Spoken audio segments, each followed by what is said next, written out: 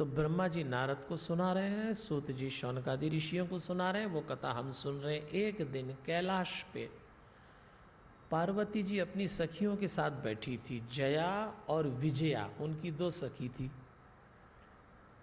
पार्वती जी को सखियों ने एक सलाह दी कि माता जी, ये कैलाश में ऐसी व्यवस्था है भोलेनाथ की कि आपके कक्ष में कोई भी पुरुष कभी भी चला आता है, कोई मर्यादा ही नहीं है। वो तो भोलेनाथ का दरबार था। और जब भी कोई पुरुष कहता है प्रवेश करूंगा और हम कहते हैं माता जी भीतर है, तो बोले माता जी तो है ही, माता जी के कक्ष में जाने के लिए कौन सी मर्यादा। तो यहाँ कोई नियम ही नहीं है, जिसकी इच्छा हो वो नाप रहा है घर। कई घर ऐसे हो जाते हैं। अरे जहाँ स्त्री हो, मातृशक्ति हो, वहाँ कुछ मर्यादा रखना पड़ती है। तो पार्वती जी ने कहा ये बात तो सही है, जिसकी इच्छा हो जो करता है, भोलेनाथ किसी को मना भी नहीं करते। और स्त्री के कक्ष में तो बिना अनुमति लिए प्रवेश करना भी नहीं चाहिए, लेकिन यहाँ तो बिल्कुल। तो क्या करें? तो दोनों सहेलियों ने कहा आप ही कुछ करिए, तो भोलेनाथ से तो कहो। तो वो बोलते हैं क्या जरूरत है, सब कुछ खुला है संसार। और पार्वती जी ने कहा वो तो कुछ नहीं करेंगे, मैं ही करती हूँ कुछ। देखो मैं एक गण बनाती हूँ जो अपने द्वार की रक्षा करेगा, किसी को भीतर नहीं आने देगा। सही बात है, नारी जाति जहाँ रहती हो वहाँ कुछ मर्यादा होना चाहिए। तो बस अपने शरीर का थोड़ा सा मैल तैयार किया और एक पुतला बनाया और उसमें प्राण डाल दिए और उससे कह दिया सुन बेटा, तू है मेरी संतान, किसी को प्रवेश मत देना, ठीक है? मेरा पुत्र है तू। छोटा सा बालक था वो, माँ को देखने लगा टकटकी लगा के। उन्होंने कहा जो आज्ञा माँ। सखियों ने कहा ये क्या किया, ये जरा सा बालक क्या करेगा? पार्वती ने कहा मेरा आत्मविश्वास है ये, मैं इसमें वो देख रही हूँ जो तुम नहीं देख रहे। मैंने पुतला नहीं बनाया, अपने प्राण डाले। और माँ सचमुच अपनी संतान में अपने प्राण डालती है, शरीर नहीं डालती। बस बैठ गया द्वार पे।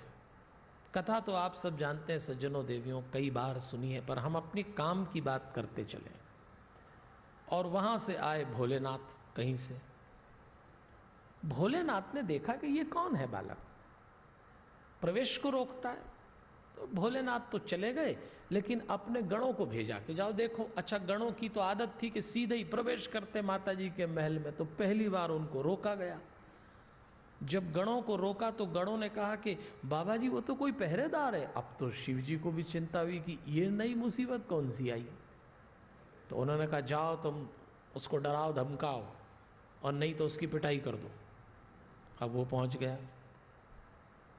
जब गण और वो बालक आपस में उलझ रहे थे, इतना शोर हुआ कि पार्वती जी को शोर सुनाई दिया। पार्वती जी ने पूछा भाई इतना हल्ला क्या हो रहा है? तो उनको सखियों ने बताया कि वो जो आपने बैठाया बालक, वो लड़ रहा है और किसी को प्रवेश नहीं दे रहा। तो पार्वती जी और मन ही मन प्रसन्न हुई कि आज हुआ मेरे मन का काम, बहुत सही मिल गया, ठीक ही बैठ गया, ये जो मैंने कहा वो ही कर्तव्य निभा रहा है। लेकिन भगवान के शंकर गण तो एकदम भगवान के शंकर थे, तो वो तो मारपीट पे उतर आए। मारपीट पे उतर आए तो सखियों ने फिर कहा कि वो तो मारने को तैयार हो उस बालक को। तो पार्वती जी ने कहा अच्छा एक काम करो, ये धोती ले जाके उसको पहनाओ लंगोटी की मुद्रा में, और अपने यहाँ भी जो छोटे मोटे शस्त्र दे दो, और उससे कहो तू भी लड़। क्योंकि पार्वती जी ने कहा मैंने एक व्यवस्था की है, उस व्यवस्था में भंग पहुंचा रहे हैं। और पार्वती जी भी चाहती थी कि शिव गणों को ये मर्यादा आना चाहिए। तो उन्होंने कहा बालक को स्वतंत्रता दी के तू भी लठ लेके खड़ा हो जा। बस गणों ने कहा हम शिव के गण, तो उसने कहा मैं माँ का द्वारपाल। बस अब गण और द्वारपाल आमने सामने। कल्पना भी नहीं की गणों ने कि ये बालक ऐसा पराक्रमी निकलेगा। इससे लड़ना तो लगा कि लज्जा का विषय है, पर वो बालक भी ऐसा निकला कि नंदी और भृंगी शिव के पराक्रमी शिष्य गण दोनों जब उस बालक से लड़ने आए तो ऐसे लड़ रहे जैसे कबड्डी का खेल है। मोम का पुतला था, कभी इधर जाए तो मिले नहीं, कभी उधर जाए तो दिखे नहीं, कभी इधर आए तो पकड़ाई में ना आए। और दोनों गणों ने देखा कि अचानक उनकी टांगे किसने खींच ली। तब पता लगा ये बालक फिरकने लगा लगा कि उनकी टांग खींच रहा है। अब तो घबराए कि ये तो युद्ध हो गया, ये तो अकल्पनीय हो गया। ऐसा भारी युद्ध हुआ कि पिटे हुए नंदी और भृंगी सब गणों के साथ शंकर जी के पास आए। तो शंकर जी ने पहली बार ये दशा अपने गणों की देखी। अब तो शंकर जी को भी चिंता हो गई। शंकर जी ने विष्णु जी को याद किया कि महाराज मेरे घर में कोई उपद्रव हो गया, अब आप आओ। कभी कभी घर में उपद्रव हो तो बाहर वाले की भी मदद लेना पड़ती है ना। तो उनने कहा महाराज आप आओ, समझ नहीं आ रही मुझे हो क्या रहा है, मेरे गण पिट रहे हैं। तो विष्णु जी आ गए, इंद्र आ गए, ब्रह्मा जी भी आ गए। और ब्रह्मा जी तो फिर विद्वान हैं। ब्रह्मा जी खुद ही कथा सुना रहे कि नारद मैं तो इतना ज्ञानी, 4 वेद की मैंने रचना की, तो मैंने विष्णु और इंद्र से कहा लड़ाई नहीं करना, युद्ध नहीं करना, इस बच्चे को मैं ज्ञान बांटता हूँ। ये पढ़े लिखे लोगों को ज्ञान बांटने की बीमारी भी होती है, ये नहीं देखते सामने कौन है। अब बच्चे को क्या ज्ञान बांटोगे, पर गए बच्चे को उसकी सीमा में ही ज्ञान दिया जा सकता है ना। पर अब ये तो ब्रह्मा जी ज्ञान बांटने चले गए।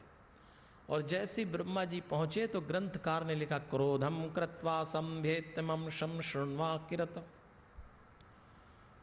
क्या किया कि जैसे ही ब्रह्मा जी गए तो ब्रह्मा जी खुद ही सुना रहे हैं कि वो बालक मेरी ओर दौड़ा और दौड़ के मेरी दाढ़ी पे लटक गया। अरे भैया मैं तो ऐसा विचलित हुआ कि ये उखाड़ न दे, तो मैंने उसको झटका दिया और मैं लौट के आया शिव जी के पास कि अपना तो नहीं चलता। दाढ़ी नोच ली ब्रह्मा। बालक से कभी उलझना नहीं चाहिए, बालक तो होते ही ऐसे हैं। बस अब तो शिव जी भी चिंतित हो गए कि ये क्या बीमारी हो गई। तब विष्णु जी से कहा महाराज कुछ करिए। इधर पार्वती जी भी समझ गई कि बात बढ़ गई है, क्योंकि जया और विजया सूचना दे रही थी कि महाराज विष्णु जी भी आ गए हैं, ब्रह्मा जी भी आ गए। तो पार्वती जी को लगा अच्छा सब उनकी मदद करना है, आदमी आदमी उधर, तो फिर हम भी कम नहीं पड़ती औरतें। देखो आप घर में ही लड़वा दिया बच्चों ने, बच्चे तो ऐसे ही होते हैं। बस तैयार हो गई पार्वती जी ने, मन ही मन विचार किया एक शक्ति का निर्माण करती हूँ और वो शक्तियाँ मैं इस बच्चे को दे देती हूँ।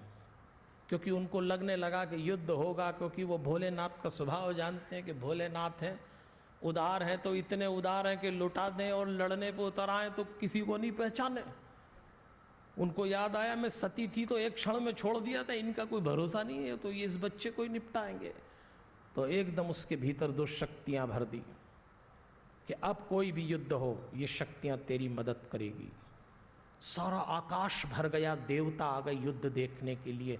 एक बालक है, पृथ्वी कांपने लगी, पर्वत चूर चूर होने लगे, तारेगण व्याकुल हो गए, क्या हो रहा है क्या हो रहा है। और विष्णु सामने खड़े थे। देखिए आप इस प्रसंग में एक तरफ पिता शिव, एक तरफ मां पार्वती की शक्ति। हर संतान के पास 2 शक्तियां होती हैं, एक मां की, दूसरी पिता की। संतान का निर्माण 2 ही शक्तियों से होता है। और इसीलिए आप देखना मनुष्य का मस्तिष्क हमेशा डबल माइंडेड होता है। आप विचार करना, आपका एक दिमाग कहेगा आज भोजन संतुलित करेंगे, थाली आई तो दूसरा दिमाग कहेगा आज तो निपटाओ कल निपटेंगे। कौन है आपके भीतर? हर मनुष्य का दिमाग 2 हिस्से में बटा है।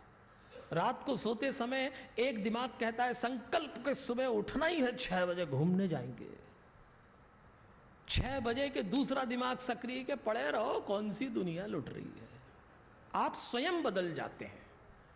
और जब 8 बजे उठते हैं तो खुद को चांटा मारने की इच्छा होती कि कौन था ये। 2 है, एक दायां एक बायां, एक मां से संचालित एक पिता से संचालित। आपकी जब तैयारी की गई थी तो आपके भीतर मां और पिता के अंश थे, तो इसलिए बच्चे के 2 मस्तिष्क हो जाते हैं। और ये मिलता कहाँ ये भी समझ लें। योग विज्ञान कहता है दोनों मस्तिष्क दोनों बाहों के बीच में आज्ञा चक्र पे मिलते हैं, ये इनका सेंट्रल पॉइंट है।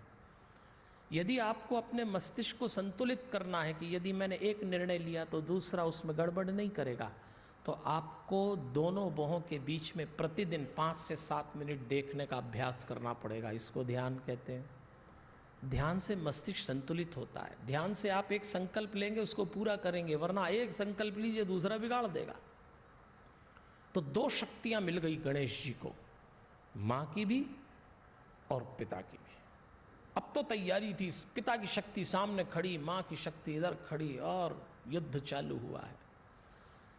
इसलिए कभी प्रयोग करिएगा, आपके मस्तिष्क का जो बायां हिस्सा है, उसको बायां चंद्र भी कह लें, वो मुलायम है, वो शांत है, उसमें शीतलता है। जीवन के जितने निर्णय ठंडे होके लेंगे, जीवन के जो कार्य आराम से करने वाले हैं, वो इससे संचालित होते हैं। जब आप उग्र हैं, आवेश में हैं, तब आपका दायां हिस्सा काम कर रहा है, ये वाला मस्तिष्क। और विज्ञान कहता है, योग विज्ञान, कि इन दोनों का संचालन दोनों उल्टे हाथ से है। मतलब आपके बाएं हाथ का संपर्क आपके दाएं मस्तिष्क से है। मतलब ये मेरा अगर दायां हाथ है तो इसको मैं चलाऊंगा तो मेरा बायां मस्तिष्क संचालित होता है। यदि मैं दायां हाथ चलाऊंगा, यदि मैं बायां हाथ चलाऊंगा लेफ्ट, तो मेरा राइट माइंड चलेगा, ऐसा विज्ञान कहते हैं। इसलिए आपने देखा होगा कि यदि आप परेशान हो और संतुलित करना चाहें तो कभी पैदल चलें तो दोनों हाथ तेजी से न चलाएं। इसीलिए कुछ लोग पीछे हाथ बांध के घूमते हैं कि दोनों हाथ आपने पकड़ के संतुलित किए तो मस्तिष्क दोनों तरफ से संतुलित होगा। अभ्यास करके देख लीजिएगा।